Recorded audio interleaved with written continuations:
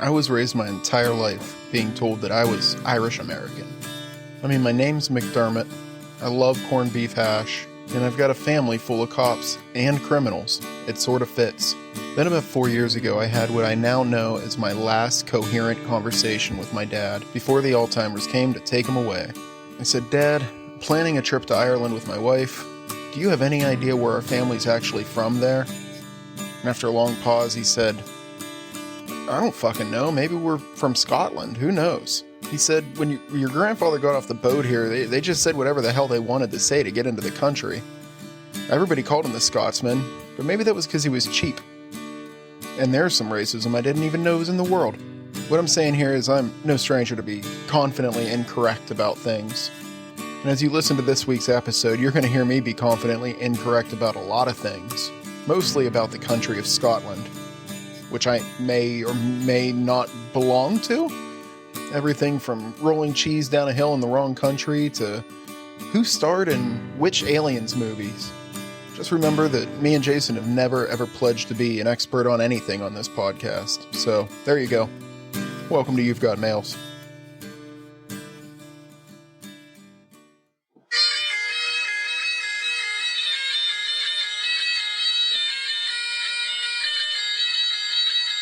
Oh, CJ, I'm sorry. I was just practicing my nightly bagpipes. Don't mind the kilt.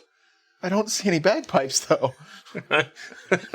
Look under the kilt. Welcome to You Got Mails, everybody. I'm Jason. I'm here with CJ, and we're going back to Scotland. Yeah. Surprisingly, I wasn't ready. As we've said before, Haggis and Shaggus. Oh, yeah, I didn't know.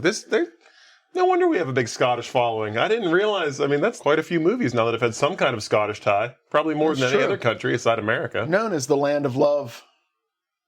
Is it? No. Oh, well, I mean, it could be. Might be. I don't know. I've never been there. It's on my fucking list now. It's beautiful.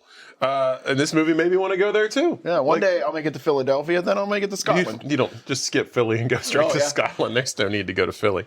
2008's Maid of Honor. M-A-D-E. Starts out with Walking on the Sun. Smash Mouth. Yeah, how about that? I thought that. So this is this 2008 Maid of Honor. When that song came on, I was like, this song came out like 10 years before this movie came out. Like, why this? Still a banger. It is, but then we get great song. A flashback to 1998. Yeah. And then it all made sense, right? I should ask. I always ask. Did you know anything about this movie before? Like, no, me neither. Actually, I gotta say, Patrick Dempsey. He's been in a movie we've watched before, right? He's Mr. McDreamy. He is. I can't remember what movie he was in. Was he in? Is he He's not the guy that Julia Roberts tries to steal in. I think My he Best might Friend's be Wedding, Jennifer is he? Lopez's Cyclops guy in. No, I don't think it was. Boy, he is so milquetoast. You can't picture him at all. Huh? McDreamy, but he was in something. But like even so, I was gonna say like even maybe you can figure it out and put it in the intro for this week's episode because I don't fucking remember what he's from. I don't think a single character in this movie. Like I know they're all famous, but I didn't recognize any of them even while I was watching it. Yeah, that's fair. God, there's one that like I didn't recognize at all, and I don't know if you did either. I can't wait to get to it. We'll find out. But yeah, I didn't know anything about this movie. I mean, the most I knew was what we read about it last week, and it just sounded like it was a role reversed My Best Friend's Wedding. And it absolutely is. With worse people. Well, at least the main guy. Worse than Julia Roberts? Oh, yeah. You think? Oh, yeah. He's a terrible piece of shit. She was pretty crazy in that movie. McDreamy plays Tom, and we cut back to 1998, a Halloween party. And we see a guy walking around a party in a Bill Clinton mask and doing a half-decent Bill Clinton impression. Yeah, not too bad. And he's looking around, and there are so many Monica Lewinskys. Like, every woman at this party was dressed like Monica Lewinsky. Who, one of my personal heroes. Really? I love this woman. Yeah, she was able to take that kind of shit. She turns it into, like, speaking tours and does all kinds of really good stuff. Makes people feel good. Yeah. She literally got famous. Like, she got famous for making people feel good in a different way. But now she does it in the Mr. Rogers way. Yeah, I like it. She makes your heart feel good. Yes. Yeah, that's nice. That's nice. But he's going around the party, and he's flirting with all these different Monica Lewinskys. Then he goes into the dorm room, and he goes to the dormitory, and he goes to a dorm room, and he's looking for a key. He's looking at his phone. He's saying, she said this key was here somewhere, and he reaches up above the door and grabs it, opens the door, walks in. There's a woman in bed, all covered up, and he like slides into bed and starts kind of canoodling. Oh yeah, and immediately gets maced. Not even Mace. He gets like Chanel number 5. Right something by Calvin Klein. She's like, it's Obsession by Calvin Klein. But it turns. I'm surprised she didn't like hold the bottle up with the label out. She kind of did, I think. But she sprays him in the face, and it's Michelle Monaghan. She plays Hannah. This is the girl he was trying to hook up with his roommate. So, you know, she kind of gives him a hard time about, obviously, this was like a near sexual assault. And but then they end up going into like it was 1998, so it was just goofing around back then. Yeah, he takes her. Well, she takes him essentially into like a common area at the dorm, and they're getting coffee together and just kind of talking. Like she, speaking of coffee, he tells her he has this great idea because she burns her hand on the coffee, and he says, "I have this like great idea for like a collar that goes around your coffee so you won't burn your hands." It's creative. Yeah, I like it. Taking something that you see all the time and just being like, never really think somebody had to invent that. Yeah, and the guy that created that probably is a fucking billionaire. Yeah. I should have looked into that. That'd have been a fun Not fact 10 to see who cents actually per- looked that up. Yeah, he said he makes 10 cents for every one used, and I was like, that's too much for those. Yeah, they don't even look like they cost 10 cents to manufacture. I don't know what you sell them for. But they're in the coffee area, sitting down, and just, you know, she's saying, "Oh, I know who you are. Like, you've slept with everybody in this college." We don't slut shame here, but Tom's a man whore. Yeah. 100% man whore. And it feels easier to do when it's a man. Oh, absolutely. Absolutely, yeah. And like, there's nothing wrong with what he's doing, in my opinion. I mean, he's honest. He's upfront. He's just, he doesn't like commitment. Wants to sleep around. He's upfront about it. It is what it is. I mean, there's people that do that, and it's, you know, he's not like lying to anybody. That's like one of his like only redeeming qualities is he always tells the truth. Like, he's brutally honest about everything. There was a time in my life that involved some slut shaming. Then I got married. Yeah. Realized I'm not going to be sleeping with anybody the rest of my life. So whoever they put their stuff in or on or with doesn't really matter to me. Who cares? Makes it a lot easier to just hang out with people. When somebody's like, they sleep with everybody. I'm like, not me. Yeah. Be safe about it. Be smart about it. And, you know, whatever. You live your best life. Like, use that shit to your advantage if you have it. He tells her that he thinks that she's attracted to him. He tells her she has the doggy bowl look, which I'd never heard this before, but it was apparently a I wish I could remember who it was, but like a philosopher, maybe not a philosopher, but like this is real? I assumed it was. I could be wrong. He brings up a real name and I forget who it was, but it was a study or like like a Freudian kind of thing where it was you can tell a woman likes you because she makes the same face that a dog makes before you put its bowl down, like this wanting look, you know? And she's offended by that, as she should be. Yeah. And she tells him that she's been studying the gold. What is that called when your face is like perfectly symmetrical? The golden ratio. Yeah, the golden ratio. So she's like an art student at college, and she says, you know, your nose is crooked, your eyes are too far apart, and she's like rips this guy apart like facially. For real. Yeah. Which he's a good-looking guy. His mouth is really small, though. You notice that? This guy, Patrick Dempsey has a very small mouth. Let's talk about good looking. Okay. Have you ever seen a movie called Kung Pao Enter the Fist? Yeah. Really dumb comedy movie. Yeah. I would suggest anybody listen to this, do not watch that movie, but watch the trailer. And then watch the trailer for this movie. They're identical. The star from Kung Pao and his weird, like... they have the same face. Oh, yeah, they look identical. Same haircut in this. Really? Yeah. And the whole time I'm watching this movie, I'm like, it's the Kung Pao guy. Yeah. Which is just, there's a point in which he sticks his tongue out and his tongue has a mouth and a face. And it screams. I don't know if you remember that part. I do. I kept expecting it to happen. Like, I was waiting for it the whole time. But, she rips him apart, and he's into it. Because nobody's ever honest with him, it doesn't seem it's like. It's the first time he's got a real erection. Yeah. No. But he kind of latches onto her and follows her around a little bit and keeps talking to her and telling, I love the honesty. That's great. Like, no one's ever talked to me like that before. Like, this intrigues him. And she ends up walking herself back up to her dorm as he follows. And she opens the door, and her roommate's finally home, and she's on the edge of the bed, and she's slammered. No, this is at his room. So no, I think because she leaves him there. Yeah, no, but so he leaves too. She took him back. Okay. She took him back to her room because that's her roommate. So her roommate's back in their room, and she sees her and she's like, "Well, Monica's ready for you," and she walks away. And another classy move, which thank God they did this because I was expecting him to go in there And he's like, hey, sleep it off. I'll see you later. And he walks away. Yeah.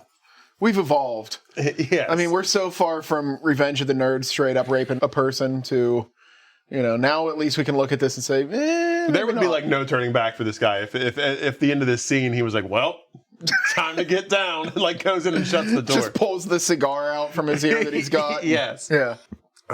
From there, we cut to present day, and we see that Tom, still a man whore. He wakes up in his apartment. We find out that he did invent the coffee collar and is a very wealthy man. Has a big, for New York, a huge apartment. Oh, yeah. And he's got a lady friend in bed with him. And he tells her, she's like, well, can I see you tonight? And he goes, my rules, no back-to-backs. And so he has like a very specific set, and he's upfront about it, but he will not sleep with the same woman on consecutive nights, and he won't even see them in the same week. I don't like people that have roles for relationships. Well, these aren't relationships. Or even, in my mind, hookups. like these are hookups. I don't know. At least keep them to yourself, I'd say. Enjoy what you're doing. I don't know. You ever been on a date and you go to kiss somebody and they're like, oh, I don't kiss on the first date. And it's like, do you feel like kissing? Maybe you should try it. if not, then don't. Be like, hey, I not yet. I'm not ready for that. Yeah. But I don't know. The the hard rules and fast thing, rules. Just enjoy it. The people that are like, I only date people like this. Yeah. It's like, well, have you ever met anybody nice that's not like that? Yeah, you're still single, so how's that working out for you? I don't know, guru or anything, but it just seems like it always annoyed me. I can appreciate that. But also, too, don't tell the person your rules. Although that's the thing, he's brutally honest. He could be like, oh, hey, I can't tonight. I got something going on, but how about, next Wednesday or something? But he's just flat out like, nope, no back-to-backs. You know what this is? You knew what this is when you signed up for it. Now, here's your gift bag and get the fuck out. Yep. You need cab fare? Here's your gift bag. Yeah.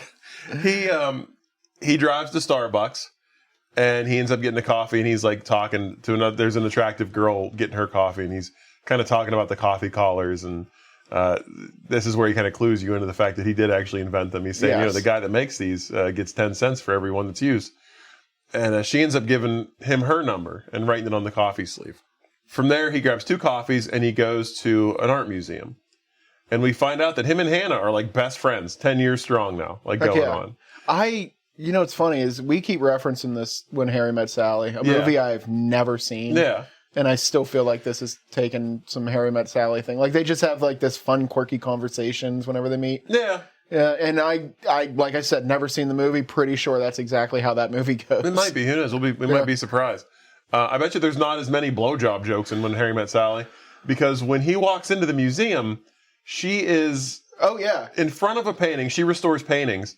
A fully nude man, and her head is where the crotch would be, and her head is bobbing back and forth.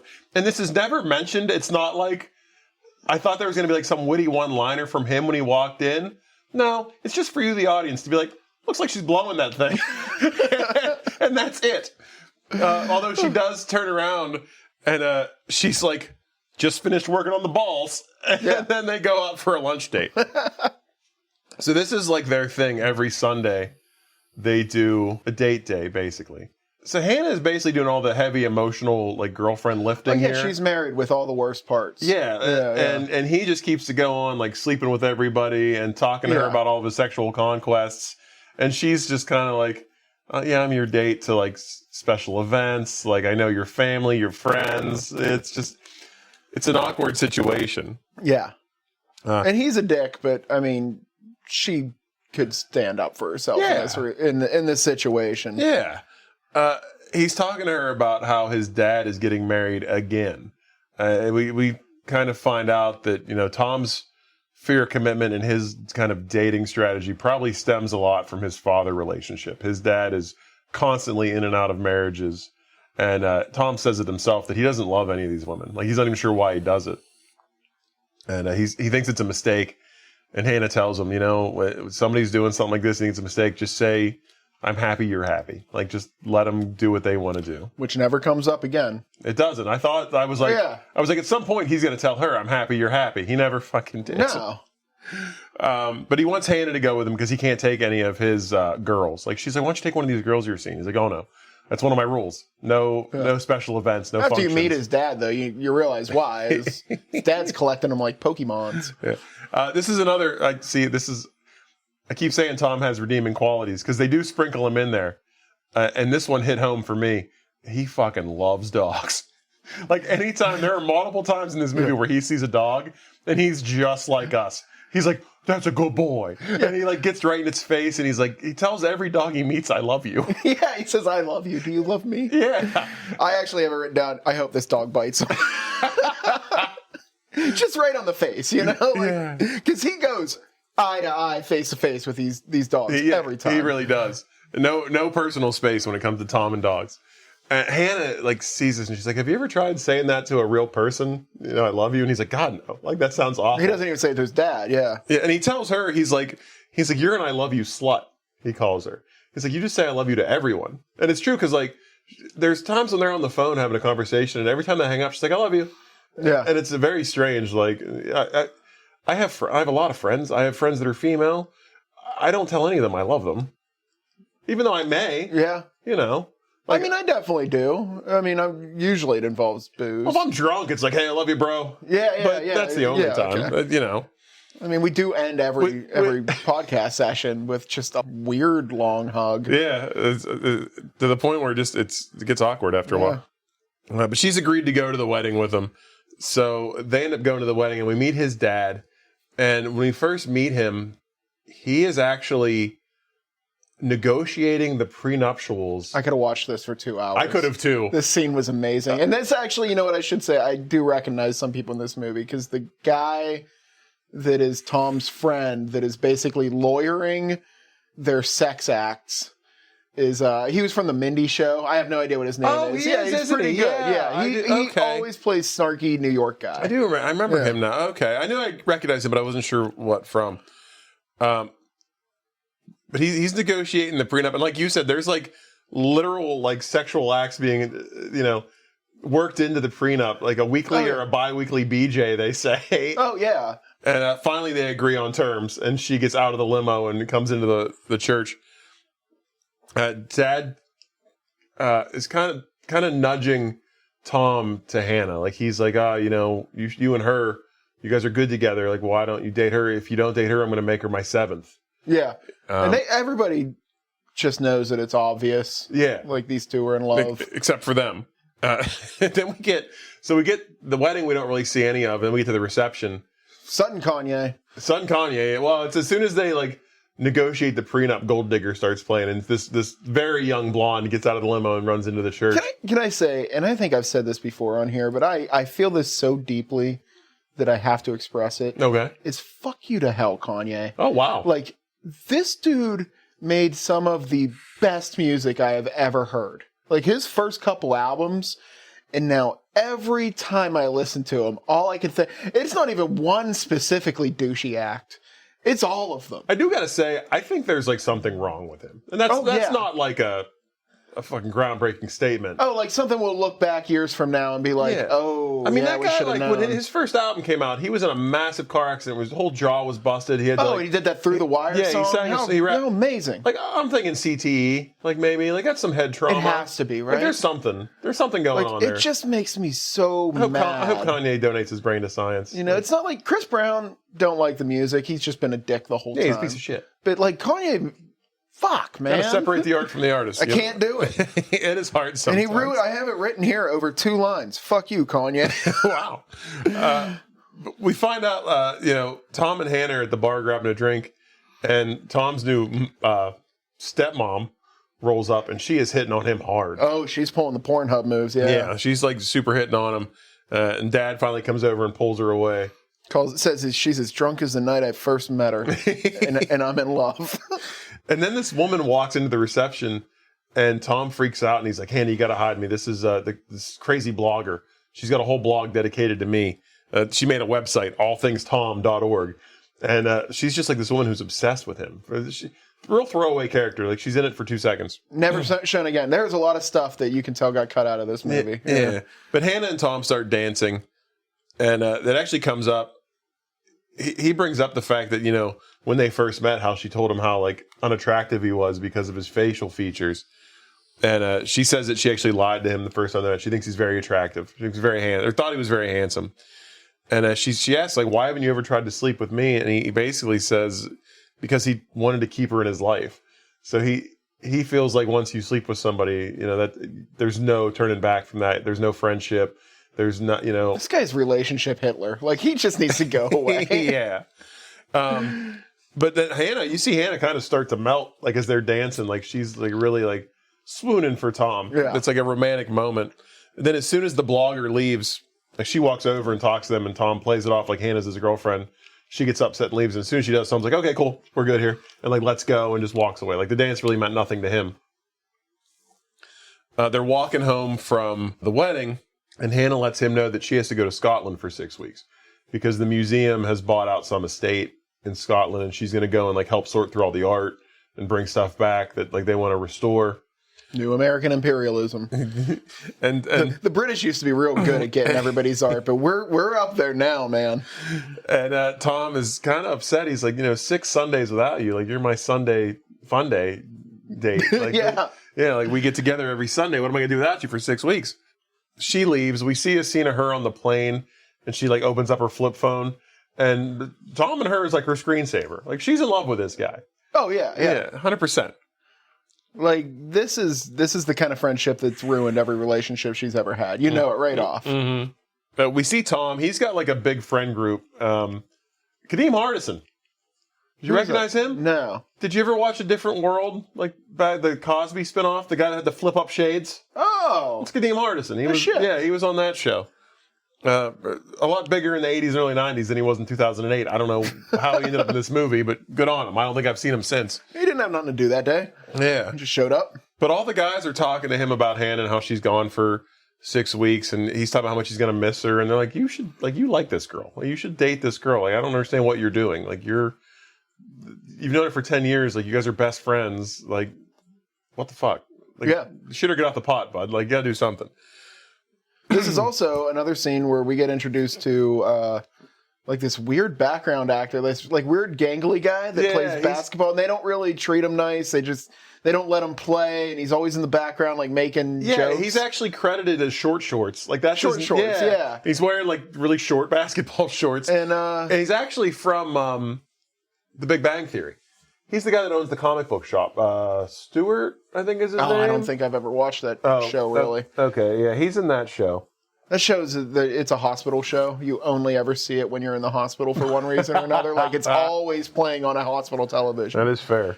But, like, he's another character. They really put some effort into making this character into something. Doesn't evolve at all. There's a point which it just stops showing. He's got for comedic relief. He's got some funny one-liners that I enjoyed. So, Tom goes home and he calls Hannah and has no concept of time zones. So it's like 3 a.m. Scotland time, and he wakes her up and he's like, what's the weather like there? She's like, I don't know, it's dark. And he's like, well, what time is it? It's 3 a.m. He's like, oh, wow, that's okay. And he's trying to talk to her, and she ends up like, I have to go to bed. Like, we'll talk to you later. As you do. Yeah.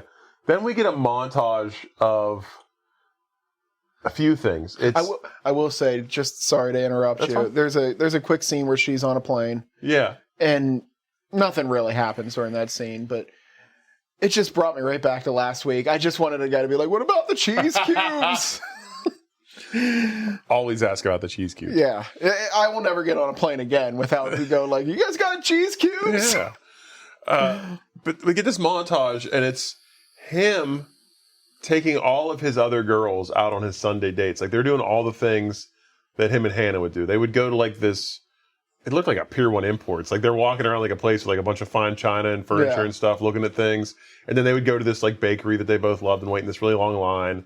And he would have her like pick his dessert out for him. They'd go to a Chinese restaurant and eat, and she'd always get like the same thing. And it's these scenes of these women going with him, but they're not playing the game. Like, they don't order the same things that she orders. They don't help him pick out his dessert. They complain about the line. That's just constant, like, you know, he's just realizing that, like, none of these girls can offer me what Hannah offers me. And there's also, intertwined with this, scenes of them trying to call each other. You know, he'll miss a call from her. He'll call her, and she has no reception. There's a scene where he calls her, and she's stuck in a herd of sheep. and it's storming and she can't get off the road and she has to like hang up because she doesn't know what to do. Which I think, I mean, forgive me, I've learned a lot more about Scotland over the last year or so, but that could happen in downtown Glasgow at any time, from what I understand. Okay. Yeah. The sheep run wild. Yeah. But he's like finally realized that he has feelings for her because he misses her so much while she's gone that he's going to tell her as soon as she gets back. She gets back into town and she leaves him a voicemail and says, hey, you know, I'm back. I can't wait to see you. Let's do dinner tonight at this place. I've got so much to tell you. So he gets all dressed up, nice suit, buys some flowers, walks into this restaurant. He sees her from across the way. She's sitting at the bar. She gets up. She starts to walk towards him and then realizes she forgot something and goes back to grab this thing. And this thing happens to be like a 6'4" blonde, beautiful Scottish man. Holy crap. And she brings him over. And so Tom sees this and he immediately tries to like, I can turn tail and go the other way because he's freaking out. Takes a waiter He out. fucking breaks a waiter. Like shoulder tackles him. The guy just gets laid out. Like that stuntman had a rough night. Like he didn't sleep well that night. Yeah. And so he fucking destroys this waiter and then turns around and Hannah's right there with this guy and she tells him, you know, this is Colin. That night I was stuck on the road with all the sheep. He came riding in on a horse and like rescued me basically from being trapped. Took me back to his cottage, like warmed me up. And then she tells him, like, you know, it's a whirlwind. Like they spent all 4 weeks together the rest of the time she was there and they've gotten engaged. And Tom is just like, fuck, like shit, what do I do now? And he's got the face. And this guy is like, I wrote this down because, you know, I like, did we watch Sunshine on Leith? And I just expressed how much I love that Scottish brogue on women. Love it on men too. I mean, it adds 30 pounds, but in the good way. Like, it makes a guy look 30 pounds bigger, but in all the right ways. Yeah. Like, it's bulking season. Yeah. Like, as soon as he started talking, like, I saw his shoulders get higher. We'll find out this guy's definitely bigger in some right ways later on. Oh, yeah. But she asked Tom, she's like, you're my best friend. Like, I couldn't ask anybody else. Will you be my maid of honor? And he's like, I don't know. Like, that's kind of weird. Let me think about it. Goes to get up and leave. Takes out the same waiter. Destroys him again. This guy gets destroyed. And the guy hops right up there. He's like, what the hell, man? Like, why? Yeah. What is wrong with you? That is great. The way he expresses it, just like, why me? Yeah.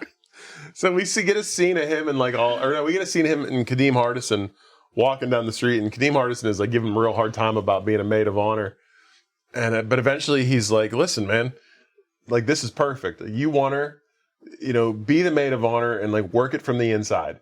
You're the inside man. You can kind of pull the strings, show her that she doesn't know anything about this guy and that you're the right guy for her. Like just do all the right things. And so he's like, all right, I'll do it. Hannah and Tom meet at I think like a hotel or something for brunch. And we get to meet the other bridesmaids. And she's explaining to him who they are. And she says, oh, you know, there's my one girlfriend, Stephanie. And he's like, oh, Stephanie loves me. Great. Like we get along real good. There's my friend Hillary, who is a friend of mine from summer camp that you've never met. And there's my cousin Melissa. And he's like, oh, fuck, not Melissa. Yeah. Like I slept with Melissa. I told her up front. I gave her all the rules. Played by Busy Phillips. Busy Phillips, who was also in She's Not That Into You. She played his assistant. At the bar. We haven't watched that one yet, have we? Oh, yeah, we did. Yeah. We did watch that one. Yeah. God, they all fucking blend together. Come on, man. Are you losing your passion? No, I'm not losing my passion. I'm just, we're 70 episodes in. I can't remember all these fucking movies. I remember them. Sometimes I remember them at 3 a.m. when I can't sleep. 72 if we count the two we've lost. But then all the bridesmaids like come into the lobby and he gets to say hello to all of them. Stephanie. Did you recognize who the one bridesmaid was? Yeah, it's comedian. Whitney Cummings. Whitney Cummings. I didn't even recognize her until I was going through the IMDb stuff. So she's in it, like no lines. Like she's probably the least fleshed out of all the bridesmaids. She doesn't do shit in this movie. They sort of really dress her down too. Like Whitney Cummings is a tall drink of water. Yeah, she's also, I think the reason I didn't recognize her, and this is not a slam, definitely had some work done. Like, she doesn't look the same now as she looked then. Like, she's had plastic surgery and stuff. So, it's totally different looking person. And I don't think she was famous at all when this movie came out. She was just like, she showed up for an audition and got it. Because they were like, we just need someone to stand around and look excited. And they're like, she's like, you're in. You got it. Hillary, who is just like this fun little like ginger lady. She's actually probably the funniest of the three. Yeah. And then Melissa, who comes in and like immediately gives Tom the cold shoulder. But they all, walk off to have their brunch. Hannah gets a call from Colin and has to step away from the table. And all the girls and Tom are kind of like, all right, we need to get this plan, this plan, this plan. And Tom really has no clue what's going on. And they're like, you're the Mo. The maid of honor. You what are you doing? You've got to figure this shit out. And they're talking about dress sizes. And Hillary is I'm an 8. And she's like a bigger girl.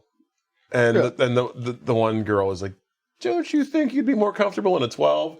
And she's like, no, I'm doing this. I'm doing the riverbed diet. And she's just drinking like gallons of like this dirty looking water. Yeah. That's got all this stuff in it and Lowry seasoning salt. So she's doing that. And then she's like, I will be into that dress. I will be a size 8 come the wedding day.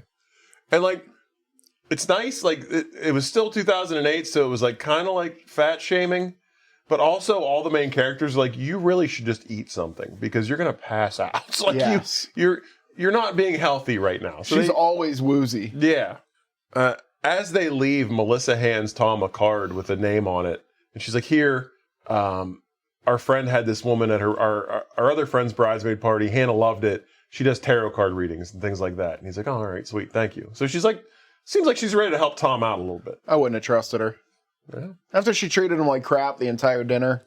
But also at the same time, like, she wants to make her best friend. Like, we find out Melissa's actually Hannah's cousin, and she's been dreaming about being her bridesmaid, like, her entire life. And she's already done it for, like, 6 other girls. Yeah. Like, so she, like, you kind of think, like, I would have thought, like, oh, well, she wants to make this special for her. Like, we can put things aside to make Hannah's day a special day. Hannah asks Tom if he can keep Colin company because the girls have like some running around to do. Like maybe it's like the dress fittings or something that Tom doesn't really need to be there for. So he takes Colin to the local Y because they all play basketball together to play some basketball. And Colin's like, oh, he calls it netball. He's like, in Scotland, netball is more of a girl sport, so I've never really played much. And they pretty much like boat race Colin for a while. Like they're beating this guy bad at basketball. Yeah, it's like this weird dick measuring contest, but it's like, we're going to pick out something we're only good at. And you're not. Yeah. So, like, they're beating him bad. And then Colin's under the net and gets the ball, and he standing dunks it. Like, doesn't run, just jumps straight up and dunks the ball. And everybody's like, oh my God. And he's like, oh, I'm sorry. He's like, you probably aren't allowed to do that. They're like, no, this is awesome. And then it just turns into fucking a Looney Tunes movie of him like jumping over people. He's one of the Monstars. Like he's just like under the net. And they just keep feeding the ball and dunking and they just beat Tom's team. And this actually begins a thing of like, there's not a single point in this movie in which Tom is a bad guy. Like, he is, we always talk about the Cyclops his views guy. on women. You're talking about Colin. Colin, I'm sorry. There's not a point in this movie in which Colin is a bad guy. Like, we always talk about the Cyclops guy, the guy that loses the girl to the Wolverine. He is the ultimate. Like, he owns a whiskey distillery. Yeah, he is a great guy. Now, I will say, though, like, that while he's not a bad guy, the relationship was extremely rushed. And when you get down to the meat and potatoes of it, they have nothing in common. And like, oh no, yeah, for sure. Like, it wasn't meant to be. Like, it sucks for him, but it's not because he's a bad guy. It's just because they made a dumb fucking mistake. Yeah, they rushed into it. Yeah, but also, not only does he have a whiskey distillery, this guy is hung like a horse. Yeah, it actually turns into a dick measuring contest. Yeah, really. They all walk into the showers, and Colin's already in there getting showered, and every guy that walks in is just like, holy shit, like, with their face. Like, nobody says it. Yeah. I never wake up in the morning thinking, man, I want to see a dick, but they could have just shown a quick shot of it real quick, Like, why not? Show what this guy's pack. If this movie was made in 2024, would have happened. Yeah. They'd have shown a quick thing where he turns around and knocks a glass off the table or something. But this is like one of the funny one-liners that Short Shorts has, because he walks in and sees it and he's like, wow, that guy's got mad cow's disease. That's what he says. Which doesn't make any sense, but also makes all the sense. Yeah, the delivery was perfect. I was like, yeah, I get what he's saying. So they leave, and the friend that's the lawyer for his dad tells him, he's like, listen, I got this detective I use all the time. Like, we're going to dig up some dirt on this guy because he seems perfect. But everybody has skeletons in their closet. Like, this guy's going to have something we can use against him. We'll figure it out. So he hires a detective. Creepy thing to say anytime. I got a guy that just searches into people. Yeah. It's like I'm rich enough not to do my own stalking. Colin has to go back to Scotland for a few days. Or I think actually he goes back to Scotland permanently until the wedding happens. So Tom and Hannah are dropping him off at the airport. And him and Hannah are making out hard. And Tom's just kind of awkwardly sitting there like, Jesus, all right, come on, let's wrap it up. Yeah, it's a little weird. Let's go. After Colin leaves, they have to go to the church. They're going to meet with the reverend that's marrying them. We find out that Colin is a duke. Like, his family is royalty in Scotland. So the guy's a duke.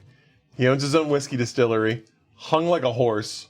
Oh, yeah. That's so incredibly nice. He's willing to... Can slam dunk a basketball. He's willing to meet the sex maniac best friend of his new fiance. Yeah. And not even be like... He's just like, good, we'll be friends. Yeah. I don't feel anything about this guy. Like, he's a great guy. Yeah. But they go into the Reverend, and Hannah introduces Tom as the maid of honor. And there are a lot of like gay jokes made in this movie that probably nowadays wouldn't fly. But, she introduces him as the maid of honor, and he's like, oh, that's great. We have many gay and lesbian members of the congregation, and gives him a hug. He gives him a heavy hug, too. Yeah. And the Reverend wants to get some information for the vows. Like, he's trying to get, he's like, tell me all about, Colin, what you know about him, what you love about him. And you can tell she knows absolutely nothing about this guy. Like, he's pushing her for information, and even Tom's like, tell him all the things that, drew you to him, and she's just, drawing a blank.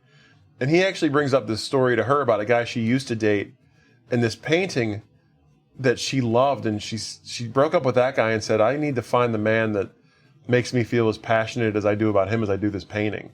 And she's like, oh, well, you remember that? And it just shows that Tom knows a lot about Hannah and pays attention to her and knows things.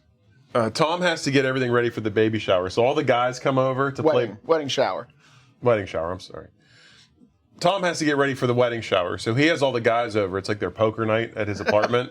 And they all walk in, and the table is just covered with gift baskets and bath bombs and scented candles and all this stuff. And they're like, where are we going to play? He's like, we'll play, but first I need you guys to help me build these baskets. And they're into it, man. Yeah. He gets them all. The lawyer guy is pissed off. He's like, I'm not doing this. He actually walks out. The other guys, though, they start talking to each other about what candles they're matching up with what bath bombs. Another scene that I could have watched for a lot longer. Yeah, it's a funny scene. And they're all building. He's like, look, I'm going to put 2 balls in mine. He's like, oh, that's a good move. Yeah. So they're building the baskets, and then the next day they have the shower. Tom's introducing, actually Hannah's introducing Tom to her mom, which her mom knew him, and she's like, oh, hey, nice to see you. Introduces him to the grandma. And I love the grandma. She's like, oh, Tom, the fornicator, she calls him. So, Tom's sexual conquests have spread far and wide. The whole family knows. I was hoping that she'd wink at him. I don't know. During the baby shower, this woman that Melissa had given Tom the card for starts to get ready to do her thing. And she sets up at the end of this table with this big, crate. And she starts talking. And she opens it up. This woman is a dildo salesman. This is a thing. It is. It's like one of those sex parties where you go and you buy all the sex toys. And I'm thinking, I think in my circles, if this same thing happened, everybody would start cheering. I think this is a perfectly fine thing for a wedding shower. I don't think this is actually an issue. I don't know if this is it's supposed to be maybe I just hang out with a bunch of heathens, but no, I don't think so. I think this is acceptable. And but she busts out all these toys, and she's waving dildos around, and she's talking, and Grandma kind of wanders up and is really intrigued by everything, and she's like, oh, what are these? And she pulls out the biggest set of anal beads I've ever seen. She calls them glow in the dark thunder beads. Thunder beads. Yeah. And Grandma's like, oh, these are nice. And she ends up taking them and putting them around her neck like a necklace. So she's wearing just the rest of this movie. This old lady has anal beads around her neck the entire rest of this movie.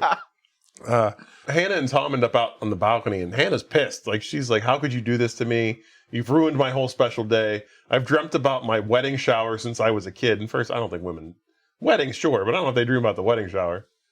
Yeah. That seemed odd that she was this upset. It also seemed like... And also, everybody at this party seemed to be into it. Like, I don't think anybody was, like, really that upset. When she first opened the crate, there were some oohs and ahs. But, like, after that, they were all like, oh, what's that? Like, what does this thing do? Come here, Grandma. You know what bothered me about this scene? What? Was she gets so prudish about the, I don't know, dildo slinger, that it becomes like a fight between them. Yeah. And then think about what she asks him to do next. I don't remember. They go to try on lingerie. Like she wants him to come and judge her lingerie for the wedding. Well, that doesn't happen yet. So they get in this fight. Yeah, okay. But still, like it's mixed signals. Yeah, they get in the fight, and then we see him and all the guys, like all of his guy friends, sitting around his apartment again. Then we find out that the detective got no dirt on Colin. As a matter of fact, this guy's got even more going for him. He holds 3 Guinness records. They don't tell us what they are, but I assume one is for his massive dong. And he's got a Medal of Honor. Like, the Scottish military has a Medal of Honor. The guy's like a fucking saint. But they're like, you know what? All you can do now is be the best maid of honor you can be and show her what a good guy you are.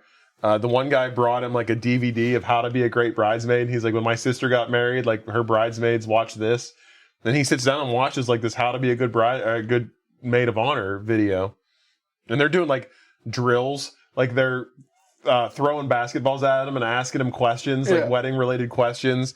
And they're doing like a chant, like, what are we going to do? Steal the bride. Like, it's like this big thing. So then, the next scene is him kind of apologizing for the whole dildo thing and telling her that he wants to make this like the most special day of her life. And he's going to do everything he can to help her out. So they go, first they go China shopping. And he juggles a bunch of plates in the middle of the China shop. Yeah, it was very... Was this in the video of how to be a good bridesmaid? I don't know. He's like talking about matching China patterns, and he's like juggling like 3 plates in the middle of this fucking nice store. And everybody's gathered around like oohing and on. And then she tells him, I need you to take me lingerie shopping for the wedding night. And she says to him, like, let's put your whoring to good use. This is over the line. This is not. I mean, he's good. all sexed up all the time. Like, he's probably a good judge of what's sexy, like to a man, you know? I don't care. I mean, even if I was single and I had a friend that was like, come judge my lingerie for my wedding. No. Yeah. Like, that's inappropriate. Well, he takes her and I don't think a lot of things are inappropriate. That's inappropriate. He takes her and she comes out in like a lingerie to like see what he thinks, and he's like, no, that's horrible. And it's not. It's like a nice looking set of lingerie, but she's too sexy. He's like, no, you can't wear this. It's too much. Oh yeah. And did you clock something weird in this scene? Mm-mm. There is a man. He's sitting on like a little poofy couch, watching her get changed. Okay. There is another man in the background, just sitting on a couch back there, just watching the whole time. Oh, that is strange. And it's very weird. At the very end of the scene, you see a woman come out of another dressing room, and they like embrace and leave. Yeah. But I'm like, why was he there? Yeah, the entire time. Was this a director cameo or something like that? No, actually, the director is sitting next to her on the plane. I had that in my fun facts. Damn. But like, yeah, I was like, why is this guy here just watching them do this? That is strange. But while she's like changing into her lingerie, he's telling her that he's actually had a change of heart about marriage, and he thinks it's maybe something he could do and something for him. As they're leaving, she tells him, this is going to be her last day in New York. Like, she's leaving for the wedding, and she's not coming back after that until after the wedding. He's like, oh, all right, well, that sucks. Like, I don't know why she just told him this the day she's leaving. Like, you think this would have came up? No, she said she's never coming back. She doesn't tell him that until they're in Scotland. Okay. This time she just says, this is my last day in New York until I'm a married woman. Oh, okay. I'm going to Scotland for the wedding. He sits down at a water fountain. He's kind of thinking, and this woman comes walking by with 2 dogs, and of course Tom's like this dog lover, so he gets in both of these dogs' faces, and he's like petting them. And he's like, what kind of dog is this? And she's like, oh, it's a Scottie. And he goes, perfect. A fucking Scottie. And he gets up and walks away. And we see him having a drink with his dad. And the dad's talking about his marriages and saying that this one's probably just about over already and it's not going to work.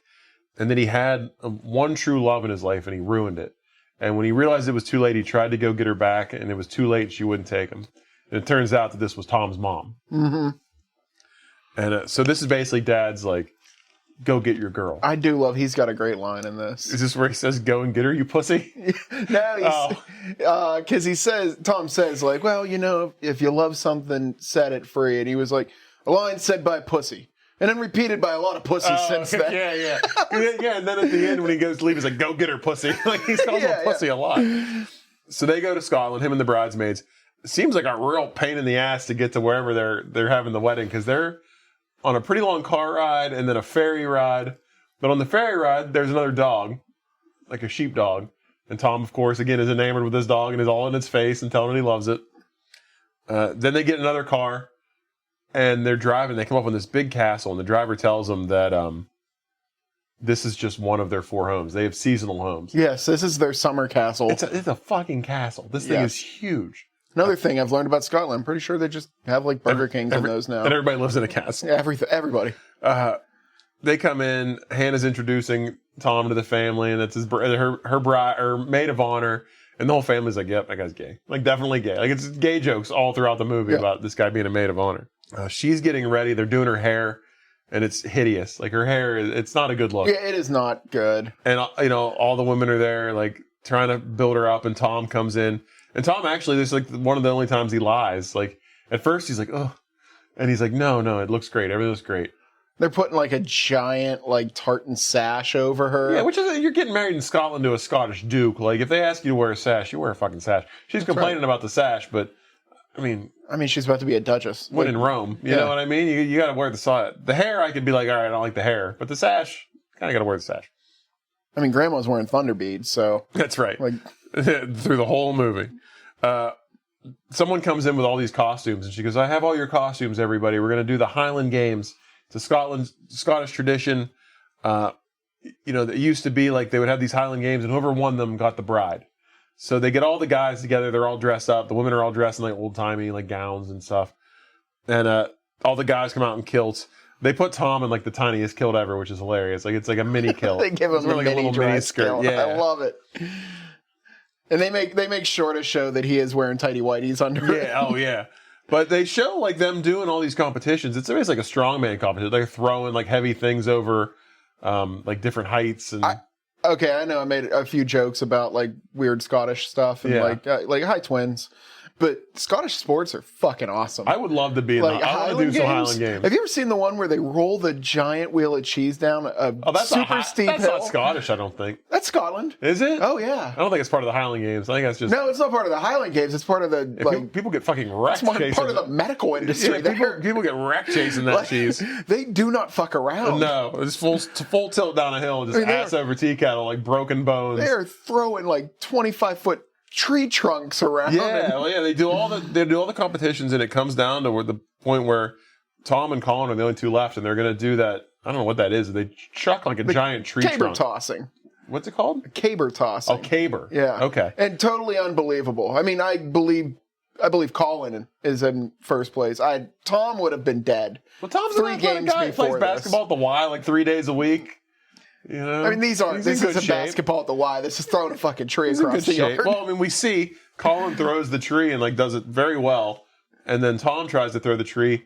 But although I think what Tom does is almost even more impressive and would have been harder to do, because he somehow throws it up and over his head behind him and crushes a car with it. He crushes like a Jaguar. Yeah, like straight down the middle. Destroys it. They have like a big, nice dinner. Colin is singing. Guy's also got a beautiful singing voice. Chalking another one up for Colin. He's singing her a song at the dinner table. She doesn't take him, I will. Yeah. But this is kind of where, like, this is like the one scene. This one night is when Hannah kind of realizes that maybe they aren't meant to be, because they don't have enough in common. Because first of all, Hannah's a vegetarian. And we find out that Colin has murdered everything at the table. Like, the mom says, everything you're eating here tonight, Colin killed. Which leads me to believe there's like no vegetables whatsoever on this table. And she even took a video of him shooting the venison, like the deer, and shows her. Yeah. It's great. And then dessert comes, and Hannah and Tom would always go to that bakery and like share a dessert, and she would eat off his plate. She tries to like take a bite of his dessert, and he scolds her for it. Yeah. Which I mean, a little weird. You got boundaries. I don't know. Even if you're not into that, like, you're in public. This guy's perfect. Well, he still was like, hey, don't take it off my plate. Here, let me cut you a slice and give it to you. Yeah. He still gives her some. He doesn't he doesn't hoard the dessert. Then he takes a 12 gauge and puts a buckshot right through that gauge. Yeah. But that kind of upsets her. And then they go into like this big hall, and Tom's Well, we get this goofy scene with his aunt first, where she's trying to name their children, and she picks the name Athel. Yeah, But she's also talking in such a deep brogue that it just sounds like she's saying yeah, asshole. look at the little asshole. Look at the little asshole. Yeah, she keeps saying asshole. It's a whole bunch. They cut to this hall where they're all kind of gathering together, and Tom comes up to Hannah and he's like, can we like just talk for a little bit? Because I want to catch up and like talk about some things. And she says, sure. And then all of a sudden bagpipe music starts like blasting through this hall, and Colin comes out and he's playing the bagpipes. So the guy also plays an instrument. Fuck yeah. Yeah. Then we find out, the mom tells her, oh yeah, he practices these every night. And Hannah's like, every night? Like, first of all, like, if you're going to move to Scotland and live with this man, you're in a castle. Yeah. You're not going to fucking hear him if you don't want to. Walk to the other side of the castle and drink some of the whiskey that he makes. Yeah, but she's, this is another one of those things where she's like, oh, I don't think I can be with a bagpiper. That's kind of one of the vibes she gives off. Her and her mom, Hannah and her mom are in her room after all this, and she gives her a gift. It's a photo album. She's like, oh, I thought you might like to see like all these memories, up until now. And she starts flipping through it. And she sees pictures of her and her dad. We find out her dad's like passed away. She says, I really miss Dad. And they flip to a picture of her and Tom. And she says, your dad always thought like you and Tom would end up together. He always thought that you guys were really good together and that eventually it would work out. Perfect timing, Mom. Perfect timing. Yeah. While this is going on, we see Tom talking to Kadeem Hardison on the phone. And he's like, man, he's telling him all the things that have happened since he got there. And he's like, you got to tell her now. Like, it's now or never. Like, just fucking do it. She's getting married. Like, you got to go. So he takes Hannah for a walk. And Hannah's talking about her vows and how she still doesn't have anything. And what should I say? And Tom is kind of like trying to tell her that he loves her. But she's interpreting it like he's giving her lines for the vows. It's clever scene. Yeah. So he's like, I love you so much. And, I can't imagine a life without you. And she's like, that's okay. It's kind of corny. Like, and he's like, you're my best friend. And she kind of like, at that moment, kind of realizes that he's talking to her, or at least like likes the way it's coming from him. And she kind of has like almost like a splooshy moment, like where she's melting again for Tom. Yeah. But all the women show up and like scoop her up and tell her they're having like a traditional Scottish bachelorette party. Which this is weird. This is a bit much. They take her to a bar and she has a little pot. Facial herpes is a thing. Absolutely. Yeah. And all the men in the bar put a penny in the pot and then kiss her on the lips. Hard on the lips. Yeah. Like I know what you had for lunch. Like Lorraine, Louise, is this a thing in Scotland? I want to know. Reach out to us. We've heard from you before in the email. Email us, Facebook us. Is this a legit Scottish bachelorette party? And if so, like, are you guys not worried about like anything diseases or like spreading? I mean, especially now after COVID, I can't imagine people are just mouth kissing everybody at the bar. But maybe, I don't know. You could have wiped out a whole bar 2 years ago. Yeah. You just fucking murdered 30 people on your wedding night. Yeah. I'm kind of curious if that's real.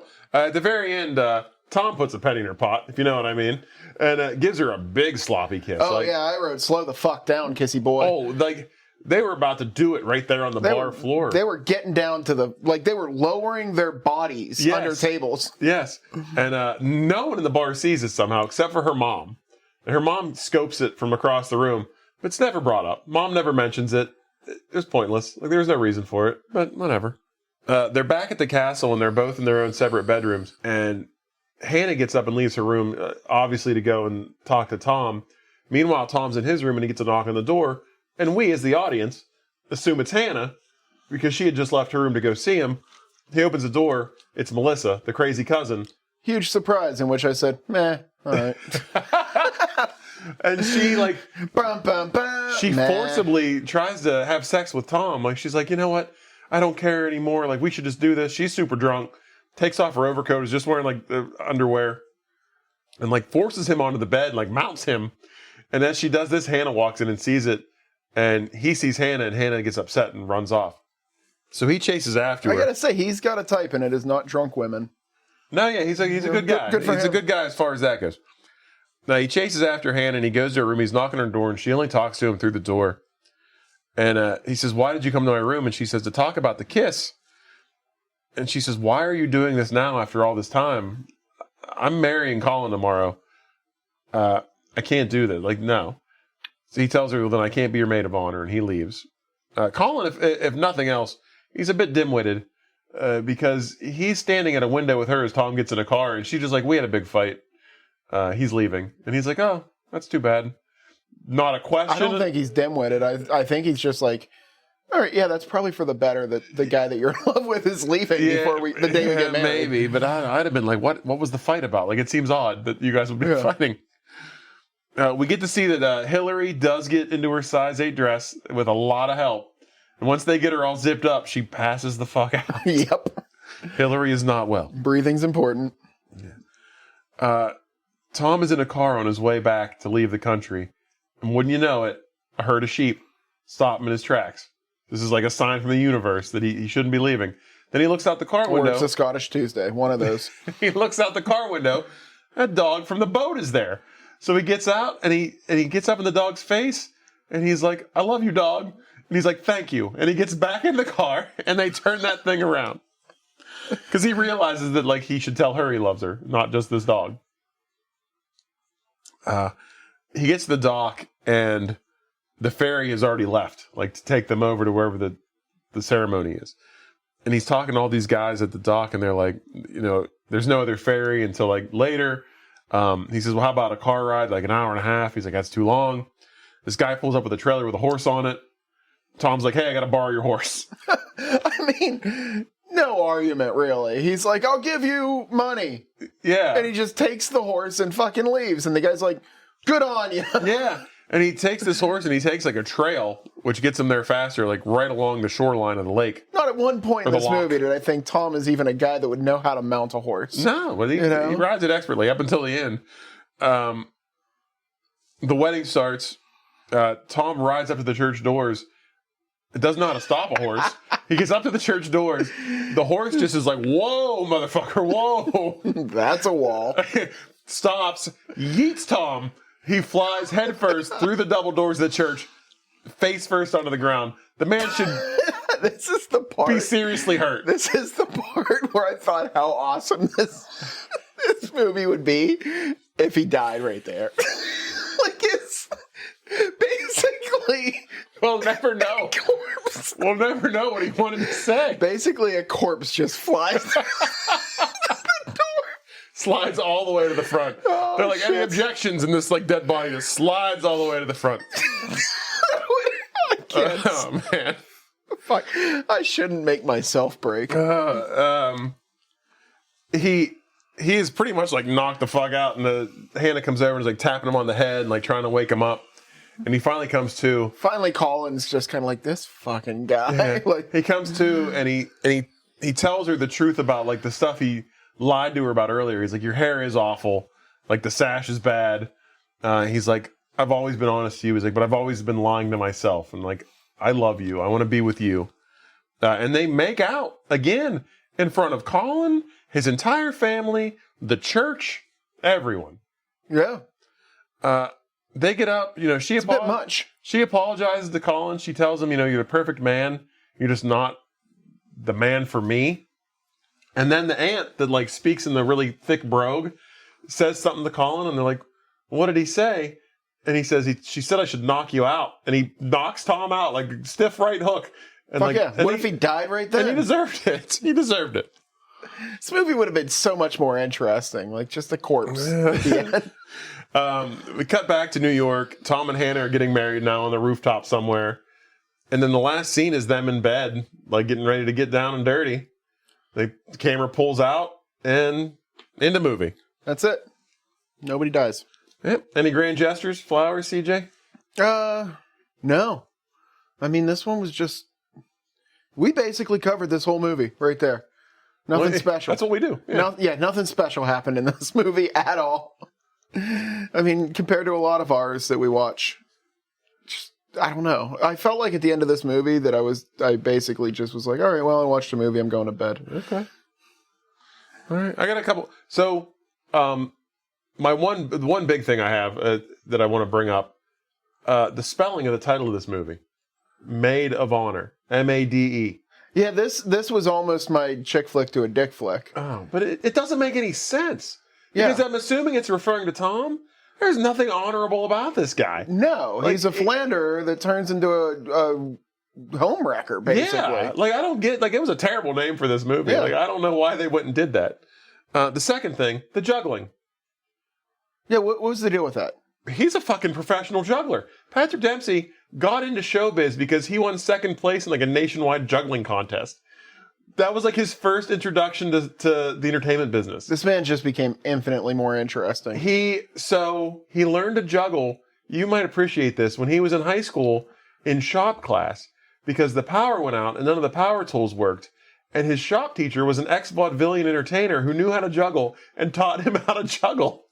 And that's what like ignited his passion for juggling. If you go online, there are a bunch of videos of Patrick Dempsey juggling on like late night talk shows and stuff. The guy is a really good fucking juggler. What the fuck? I don't know.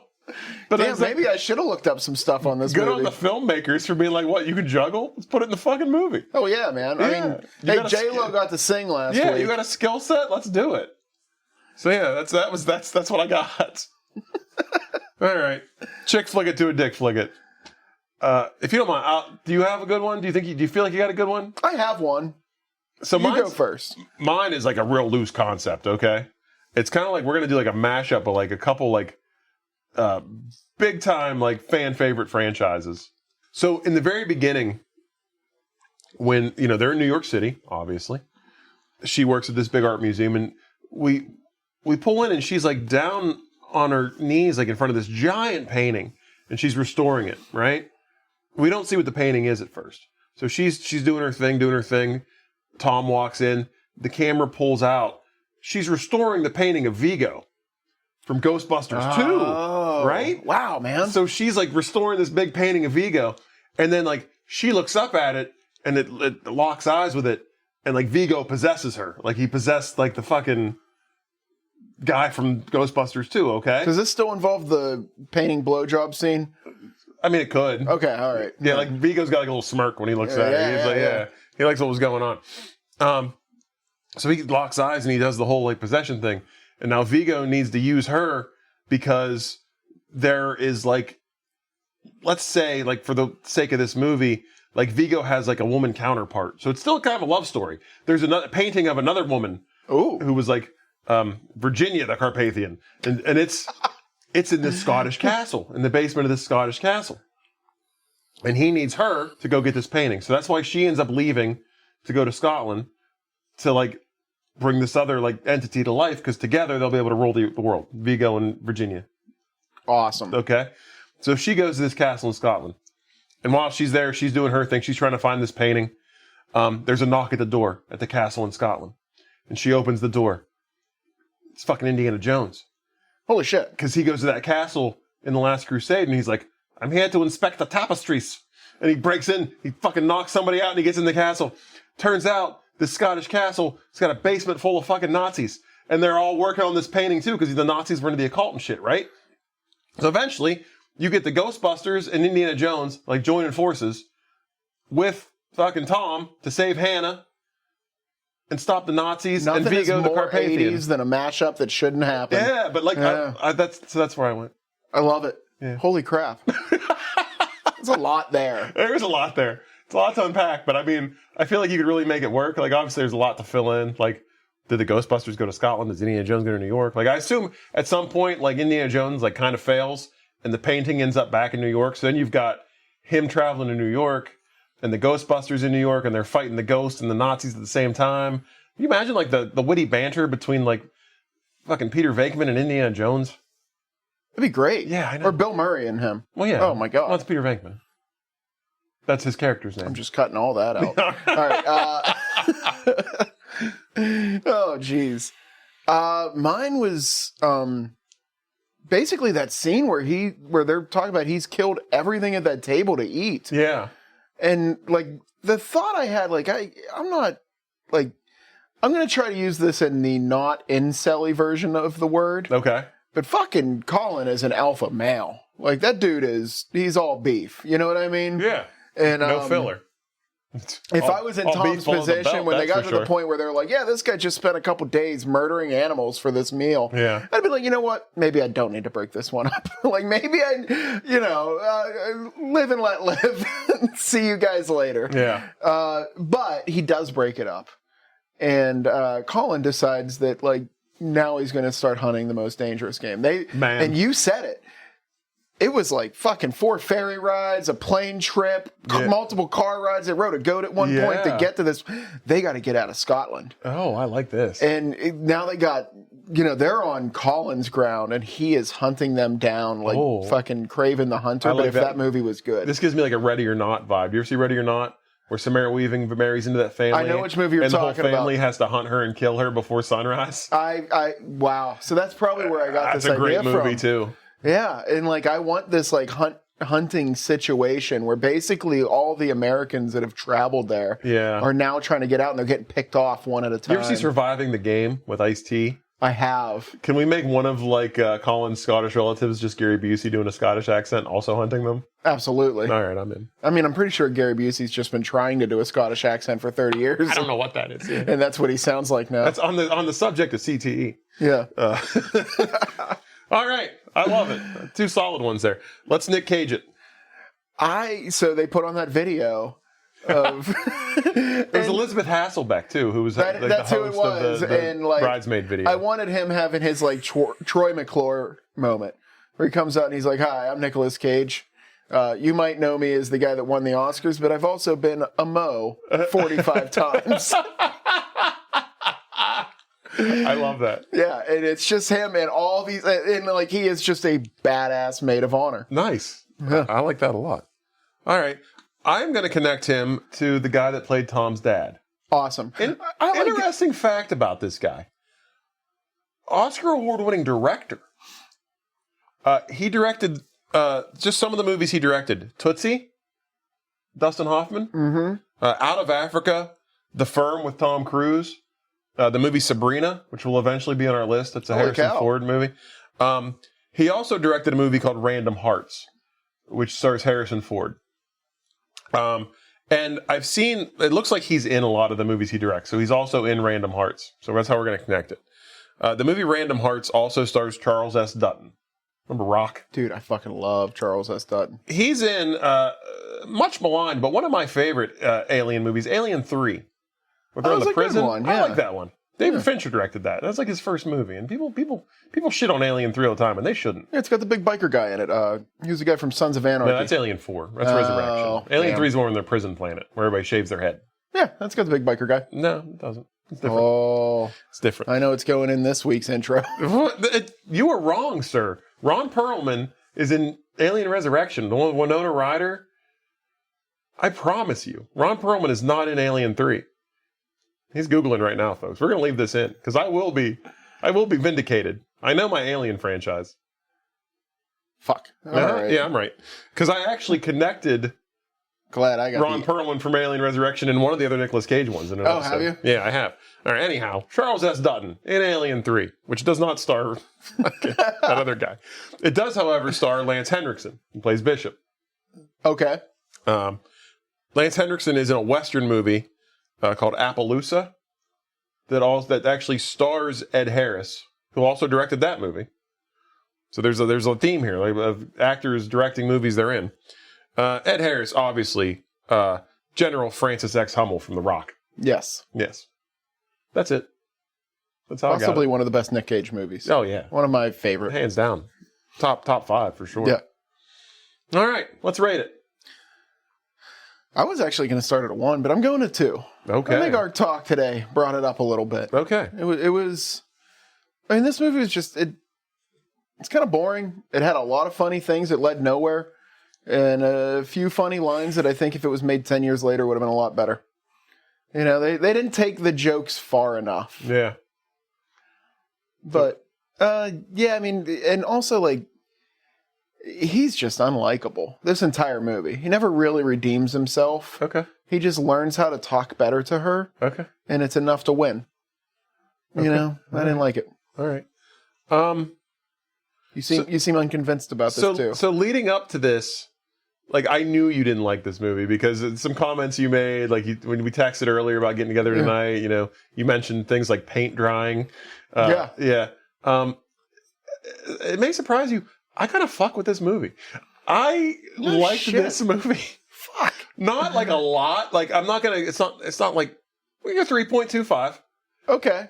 And I'm completely on the opposite side of you when it comes to Patrick Dempsey.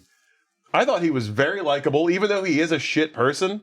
Like, I don't approve of his methods per se, but god damn it, he's charming. Like, I don't know what it is. Like, he made me like him, even though he was an unlikable guy, and I was rooting for him at the end. He did horrible things. Like, Julia Roberts in that movie, that My Best Friend's Wedding, I was like, she shouldn't end up with this guy. And she doesn't, but she's terrible throughout the whole movie. Like, basically a psychopath. Yes. I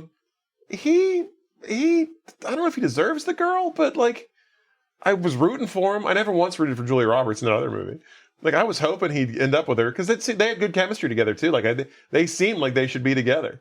I mean, maybe I'm comparing him a little bit to Owen Wilson from last week, which Owen Wilson was just like the height of charisma. Yeah. You know what I mean? To be able to make that work. I think because last week I didn't think Owen Wilson was charismatic at all in that. Wow. I thought he was just nice. He was a nice guy. He was just sincere. growing apart. He was sincere. He wasn't charismatic. But yeah, Patrick Dempsey, I thought was very charismatic. A lot of lines in this made me laugh. I do think they were in a weird spot where, like, 2008, I'd like to look and see, like, what comedies came out 2007, 2008-ish, because it really seemed like they didn't know where they wanted to go as far as, like, is this a rom-com or is this a raunchy comedy? Because they were, like, tiptoeing on the edge of raunchy and never got there. Like, there were definitely, like there's an anal beads joke. There's a blowjob joke. There's a lot of sophomoric, like, sex humor. Bridesmaids came out 3 years after this. Right, so and you can see like, where that took it to the like, I'm wondering, like, this had, like, almost like an American Pie, which I think came out sooner than 2008. But, like... Yeah, it was 99. It was tiptoeing on, like, this weird, like... You know, when did, like, the road trip, Euro trip, like, that's... Like, it was tiptoeing on this edge of, like, sophomoric, like, raunchy comedy, but also a rom-com. And it was like they didn't really know where to go. And it's like they couldn't decide, so they stuck in the middle, and it didn't work in that regard. It's like they could have pushed the envelope, because this is a chick flick. I wholeheartely believe that. But the guy is center stage. I mean, this is Patrick Dempsey's movie. It is all about his character. Like there's like heavy bro relations. He has like 90% of the screen time compared to Michelle Monaghan's like 10. Yes. Like, you know, she has like no scenes by herself. She's either always with him or she's with Colin. Or and I gotta say, she's likable in this movie. She is. She's very likable. I'm sure I've seen stuff with her in it before, but she's never stuck out to me before. Yeah. So this might be like the first time I've seen her in a leading role. She's likable. So this is weird for me because it is a chick flick. I strongly believe that it is a rom-com, but it was almost like it could have been like a Knocked Up style rom-com where it was like, it was a dick flick. Like, it was for the guys, but, like, the girls could watch it, too, and enjoy it, and, like, enjoy the relationship and stuff, but have, like, the humor that, the guys are gonna like. But they couldn't find that. Like, maybe they were ahead of their time. Yeah. Like, I don't know if they were making raunchy rom-coms in 2008. Maybe... Like, you know, they did that anal bead joke, and they were like, oh, we're gonna get them with this. Or when did Knocked Up came out? I mean, this could be, like, right around that time. But it just seemed to me like they were... 2007. So, yeah. Maybe that influenced it in some ways. Like, but it was weird. Like, it was a weird dynamic where they couldn't commit one way or the other and kind of ended up in the middle, and it suffered a little bit because of it. So 2. No, 3.5. Overall. 3.5. I'm sorry, 3.25. 3.25. This movie, I laughed. I enjoyed it. I was rooting for the two to get together. Yeah, I mean, Colin got done dirty. I mean, what are you going to do? Yeah, that's right. But, I mean, my biggest gripe is, like... Cyclops be cycloping. I mean, my biggest gripe is Tom should have said something sooner. Like, you went all the way... You let everyone travel to 10 Scotland, years. got right to the wedding, and then we're like... She obviously likes him, so the appropriate time got to watch him sleep with all of New York for 10 years. The appropriate time would have been, like, the first moment she was back in town, he found out she had a fiancé. The next time they were alone together, he'd be like, listen, like, I just want you to know, like, while you were gone, I had some thoughts, and I have feelings for you, like, I understand you're with this guy, but I just want to throw it out there. You know, not let them get all the way to fucking Scotland in the wedding and do it in front of the whole family. But yeah, 3.25. I kind of liked it. It wasn't the worst thing I've ever seen. And it's short. I'd be a little self-conscious trying to follow that penis, though. Which is always... That's true. My goodness. That's not for everybody. All right. We are at number 178. 178 again. So we're adding like a movie every week. Now, I've looked at this list recently. Okay. There's a lot of very popular, very famous movies on it. I would say even more so than movies that I've never heard of. But we always roll the ones we never heard of. Yes. I don't get it. So let's get something good this time. Okay. We're at 141. It's probably not going to be something you've ever heard of. So you make this face whenever it's like you actually lean your head back. Love, Simon. Jesus. Feeling discouraged today. Oh, everyone deserves a great love story, but for 17-year-old Simon Spear, it's a little more complicated. He hasn't told his family or his friends that he's gay, and he doesn't know the identity of the anonymous classmate that he's fallen for online. Resolving both issues proves hilarious, terrifying, and life-changing. Oh, so this looks like it could be a good high school comedy. I don't know the young actors that are in it, but I see Josh Duhamel is in it. Jennifer Garner, which this will be, I think, her second appearance on the pod. She was in that Valentine's Day movie where Ben Affleck cheated on her. A lot of young kids. I mean, at least most of these kids look like they're high school age. So that to me says we're not going to get that, hey, we're 40 and in high school kind of thing. Oh, yeah, Jennifer Garner. You can't beat that. Let's Tony do it. Hale. All right. From Arrested Development. All right. Well, next week, Love, Simon. That's what we're doing. 2018. Eventually we're going to get rid of all the movies we've never heard of, right? Like, is that correct? One would think. All right. Well, until next week when we discuss Love, Simon, please follow us, subscribe to us, write us a review, confess your undying love to us after 10 years, whatever you prefer. Wherever you get your podcasts, Spotify, Apple Podcasts. Follow us on Facebook. CJ's got that sweet, sweet meme every week. Can't miss it. Yeah, usually nice and late nowadays. Yeah, hey, better late than never. That's what they say. And email us, reach out to us. Louise, Lorraine, I got to know if that's a legit Scottish bachelorette party situation. That just seems wild to me. Yeah. And do you live in a castle? I'd like to know that as well. And other than that, I guess until next time. Oh, I'm sorry. I don't think I said the email address. you've.gotmails@yahoo.com. Let us know what's going on out there. And until next time, stay romantic. Don't be shit at each other. And now we hug. CJ, I love you. I love you, buddy. Oh.